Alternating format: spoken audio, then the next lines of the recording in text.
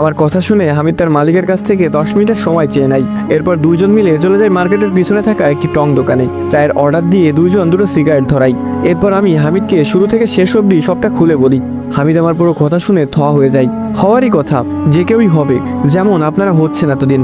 হামিদ আমাকে কি জবাব দিবে হয়তো ভেবে পাচ্ছিল না, তবে কিছুক্ষণ চুপ থেকে বলে, ঠিক আছে, তুই বাসায় চলে যা, আমার দোকানে দেরি হয়ে যাচ্ছে, আমি বাসায় এসে তোর সঙ্গে কথা বলবো।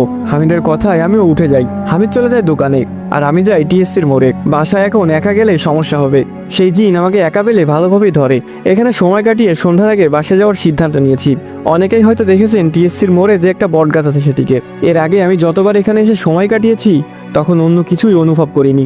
হবেও বা কিভাবে, এই মোড়ে আমি নিপাকে নিয়ে আসতাম বেশি। চায়ের দোকানগুলোয় ওর সাথে জমি আড্ডা দিতাম। বটতলায় বসে আমরা আমাদের ভবিষ্যৎ সাজাতাম। বিয়ে কিভাবে হবে, বাচ্চা কয়টা নিব, ঘর কিভাবে সাজাবো, বাচ্চাদের নাম কি রাখবো, ইত্যাদি আরো অনেক কিছু। যখন রাফি ভাই আমাকে কথাগুলো বলছিলেন, তার কান্না শুনলে আপনাদেরও কান্না এসে যেত। বলতে গেলে পুরো 10 মিনিট তিনি কান্না করার জন্য আমাকে ঘটনা বলতে পারেননি। যাই হোক, উনার মতো করে আমি আপনাদের বোঝানোর চেষ্টা করছি যে বটতলা দেখলে নিপার স্মৃতিগুলা ভেসে ওঠার কথা, সেই বটতলাটা আজ কিছুটা ভয় ভয় লাগছে। এই ভয় কিসের? নিপার শূন্যতা নাকি কালো জাদুর প্রভাব? হতে পারে দুটোই। নিপার বিয়ের দিন থেকেই তো ভাবনা করতে করতে অস্থির আমি, এখনো হচ্ছে।